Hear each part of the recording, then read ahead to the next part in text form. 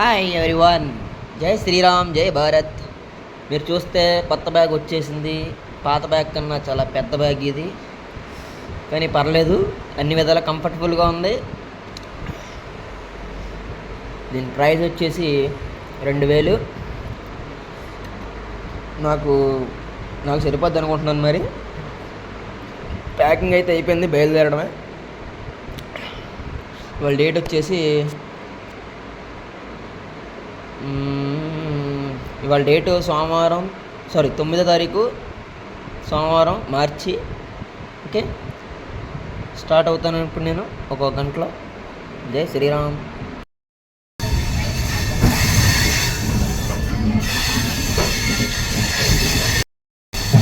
Hi అందరికీ, జై శ్రీరామ్, జై భారత్.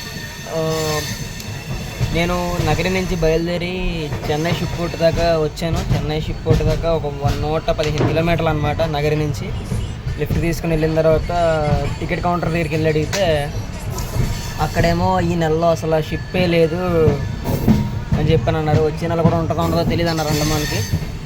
సరే, ఇంకేం చేయాలో అర్థం కాక ఆలోచిస్తా అలా ఉండిపోయాను. ఇంకా బ్యాగ్ కూడా వచ్చింది, కొత్త బ్యాగ్. అన్నీ లగేజ్ ప్యాక్ చేసిన తర్వాత ఏంటి ఇలా అయిందని చెప్పి బాగా ఆలోచించాను. మనకేమో పక్క నుంచేమో చేయబుద్ధి అవ్వట్లేదు, మన వాళ్ళకి ఇంకా కావట్లేదు, మన బాడీ వల్ల కూడా ఇంకా కావట్లేదు. సర్లే, ఇంకా ఏం చేయాలా అని ఆలోచిస్తూ ఉన్నాను. కొంచెంసేపు అలా ఉండిపోయినా కానీ కంటిన్యూ అయిపోతున్నామో, కానీ బాడీ స్టెబిలిటీ లేదు. సర్లే అని ఇంకా ఎలాగో ఆంధ్ర తెలంగాణ కంప్లీట్ చేసాం కదా, ఇంకా వెనక్కి వెళ్ళిపోదాం అన్నట్టుగా కూడా అనిపించింది మనసుకి. అందరూ అనుకోవచ్చు, ఎవరైనా చెప్తారు మాటలో చేతుల్లో చేసేటప్పుడు తెలుస్తుందని అని అందరూ అంటే అనొచ్చేమో. కానీ విషయం ఏంటంటే అది మోసేవాడికి తెలుస్తుంది భారం అనేది, చెప్పేవాడికి చూసేవాడికి తెలియదు. ఇంకోటి ఏంటంటే అలాంటప్పుడు ఎందుకు అనడం అని చెప్పాను కూడా అనొచ్చు ఎవరైనా. కానీ కాకపోతే ఏంటంటే కొంతవరకు ఉంటుంది ఎవరికైనా సరే ఓర్పు అనేది. నా వరకు ఏంటంటే నాకు చూశాను చాలా మటుకి 4 months బట్టి బాగానే ఎక్కడ గివప్ ఇవ్వకుండా ట్రావెల్ చేశాను. 2 స్టేట్స్ కంప్లీట్ చేశాను. ఏమో ఇంకా నాకు ఇంకా ఒప్పుకుండా ఉంటే తిరిగేవాడినేమో. నా వరకు ఇంకా నాకు సరే ఇంక గివప్ ఇస్తున్నాను. మేబీ ఇంక ఇదే కంటిన్యూ, మళ్ళీ ఎప్పుడైనా కంటిన్యూ చేస్తానా లేకపోతే ఇక్కడితో ఆపేస్తానా అనేది దేవుడి మీద ఆధారపడి ఉంటుంది. జై శ్రీరామ్. అందరూ సారీ, ఏమనుకోవద్దు. నేను ట్రావెల్ మొన్న నుంచి అంటాను ఉన్నాను కదా, ఆపేద్దామని. నాకు ఎందుకో మనసుకి ఏదోలా అనిపించింది. కాకపోతే ఆపేస్తున్నందుకు నాకు నేనే సమాధానం చెప్పుకోవాలి, ఎవరికి కాదు. నాకు నేనే సమాధానం చెప్పుకోవాలి, నాతో నేనే మాట్లాడుకోవాలి. ఎందుకు ఆపేస్తానని నేనే ఆలోచించుకోవాలి. ఇప్పుడైతే ఆపేస్తున్నాను. చెప్పాను ఏంటంటే చెన్నై షిప్ పోర్ట్ దాకా వెళ్ళాను. చెన్నై షిప్ పోర్ట్ దగ్గర టికెట్ తీసుకుని అండమాన్ వెళ్దాం అని చెప్పని చూశాను. కానీ అక్కడేమో ప్రజెంట్ అండమాన్ వెళ్తాకి నౌకలేం లేవు, షిప్స్ ఏం లేవు అని చెప్పని అన్నారు. అదొకటి ఏంటంటే అండమాన్ వెళ్తాకి ఈ నెల కదా, వచ్చే నెల కూడా లేవు షిప్స్ అని అన్నారు. మనకేమో అక్కడికి వెళ్ళి అడిగితేనే కానీ తెలీదు, మనకు ఆన్లైన్లో చూడటం గట్టా రాదు. ఇది విషయం.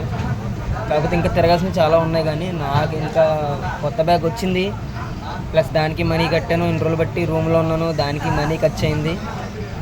ఓవరాల్గా ఇప్పటికే చాలా డబ్బు ఖర్చు అయింది. నాకు నా మనీయే కదండి, నాకు ఇచ్చి సహాయం చేసిన మనీ చాలామంది సహాయం చేశారు. ఆంధ్రాలో ఏంటి, తెలంగాణలో ఏంటి, ఆ మనీ నా మనీ కూడా కలిపి ఖర్చు అయిందండి. ఒక్క నా మనీయే ఖర్చు అయిందని నేను చెప్పట్లేదు. కాకపోతే ప్రజెంట్ ఇంకా ట్రావెల్ చేసే ఓపిక కూడా నాకు లేదండి ఇంకా, అందుకని ఆపేయాల్సి వస్తుంది. దయచేసి ఎవ్వరు ఏమీ అనుకోవద్దు నన్ను, ప్లీజ్. ఎవరైనా సరే అనుకోవచ్చు, ఇంకా వీడైపోయాడు, మాటల వరకే, చేతుల్లో ఏమి చూపించలేకపోయాడు అని అనుకోకండి. మీరు వెళ్ళి ఒక్కసారి నా అకౌంట్లో ప్రతి వీడియో చెక్ చేయండి. నేను తెలంగాణలో ఏంటి, ఆంధ్రాలో ఏంటి, ఎలా తిరిగాను, ఎన్ని గుళ్ళు తిరిగాను అనేది. 4 months పట్టిందండి ఇంటికాడ నుంచి బయటకు వచ్చి నేను ఇలా తిరగడం మొదలుపెట్టి 4 నెలలు అయింది. ఎక్కడ కూడా నేను గివప్ చేయలేదు, ఎక్కడ ఆగలేదు, వెనక్కి వెళ్ళలేదు కూడా. ఇప్పుడే వెనక్కి వెళ్తున్నాను. దాన్ని బట్టి మీరు అర్థం చేసుకోండి. మేబీ నేను మళ్ళీ తిరిగి స్టార్ట్ చేయొచ్చు, కానీ అది ఎప్పుడనేది నాకు కూడా తెలియదు. చూద్దాం. సారీ అండి, సారీ, దయచేసి అందరూ క్షమించండి నన్ను. నేను ట్రావెల్ ఆపేయాల్సి వస్తుంది, ఎందుకంటే ఇంకంతకు మించి తిరిగే ఓపిక కూడా నాకు శరీరానికి లేదు. 2 రాష్ట్రాలు తిరిగాను, ఇంకా తిరగాలని అనిపిస్తుంది, కానీ నా జర్నీ మార్చాలి అని అనుకుంటున్నాను నేను. కాకపోతే ప్రస్తుతానికి అయితే ట్రావెల్ అయితే ఆపాల్సి వస్తుంది. అది ఏంటి అనేది రీజన్ చెప్తాను, చూడండి.